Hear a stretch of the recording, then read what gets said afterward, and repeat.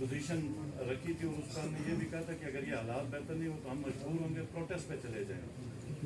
और आज ये पहले छोटा आपको इकोनॉमिक ब्रीफ देने का ये मकसद था कि आपको एक तो हमारे सूबों के इश्यूज भी पता चले, और आगे जो हो रहा है, जो जिस इकोनॉमिक कंडीशन में हम क्या होप लगा के बैठेंगे, ये चीज़ें थोड़ी सी क्लैरिटी के साथ आप लोगों के सामने आ रही हैं।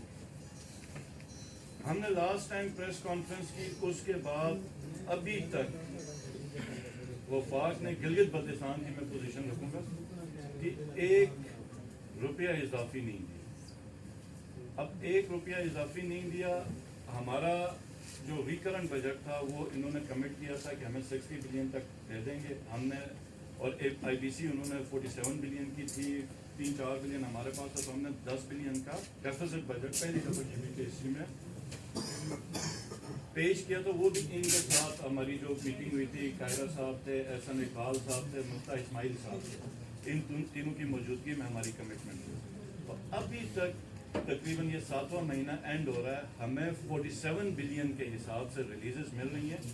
10-11 अरब रुपए का जो एक्स्ट्रा हमारा कमिटमेंट थी वो हमें नहीं मिला। अब 47 बिलियन में ये याद रखिएगा कि 41 बिलियन हमारी सिर्फ सैलरीज है, 41 अरब सैलरीज हैं। एक पूरा सूबा जहाँ पे हर साल क्लाइमेट की वजह से डिजास्टर आता है, लॉ एंड ऑर्डर की सूरत हाल होती है, हमने पेपर खरीदना है, सिक्योरिटी CPEC की हमने देनी है, गवर्नमेंट की मोबिलिटी है, वो 5-6 अरब पे तो हो ही नहीं सकता। फिर मेंटेनेंस के हमारे काम है, उनको मतलब निज़ाम हुकूमत चलाने के पैसे नहीं देंगे। मतलब एक होता है कि सूबे के पास पैसे होते हैं, वो अपने गरीबों के लिए कुछ चीज़ स्टार्ट कर रहा होता है, किसी को सिलाई मशीन दे रहा होता है, किसी के घर में कोई और खर्चा बराबर कर रहा होता है, कोई और स्कीमें प्रोजेक्ट्स एग्रीकल्चर के ऊपर हमको कुछ चीज़ करना चाहते हैं, हम तो कुछ नहीं कर पा रहे। हम तो सिर्फ सैलरीज, और कहीं पे नाली टूट गई या कुछ टूट गया, अब तो वो भी हमारे पास पैसे नहीं, हम तो सिर्फ लॉ एंड ऑर्डर मेंटेन करने के हमारे पास मुश्किल से पैसे।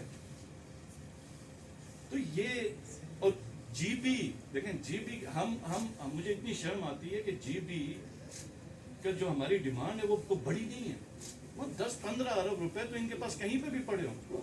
वफाक में इस वक्त PWD के डिपार्टमेंट के अंदर 1.2 के 1.4 ट्रिलियन रुपीज इन्होंने रखे हुए मुख्तलिफ जगहों पे काम करने के, मतलब सूबों के जो बताएंगे। अभी आटे का रेट आप लोगों को पता है, आटा कितने का मिल रहा है? हुकूमत आदाद इदारे शुमारियात दिखा रहा है 65 रुपए किलो आटा।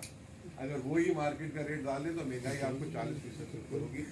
तो कहने का मतलब ये कि जो अभी हमारी दरामदार नहीं छूट रही, कारखाने बंद हो रहे हैं। कल स्टेट बैंक गवर्नर के मुंह में जो है लोगों ने कारखाने की चाबियां दे रहे या वो अपनी चीजें नहीं कर रहे, तो वो भी एक उम्मीद टूट गई। अब वो सारी बातें सामने रखते हुए अब आपके पास एक ही हल था, IMF पे जितनी सियासत PTI के साथ, उसके खिलाफ असेंबली में वोट दिया था और कहते हैं हम IMF का मुआहदा तोड़ के गए।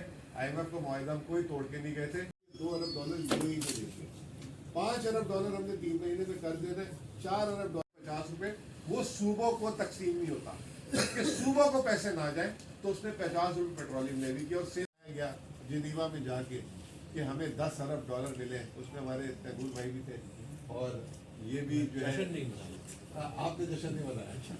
तो $10 अरब मिले, पाकिस्तान के साथ दुनिया खड़ी हो गई, पाकिस्तान के साथ ये हो गया। जब उसकी तफसीलात सामने आई तो उसमें से 6% कि खैबर पख्तूनख्वा में हुकूमत छोड़ के जा रहे, सर फ़ख्र से बुलंद है, लेकिन खैर ज़्यादा खुश ना हो जाइएगा।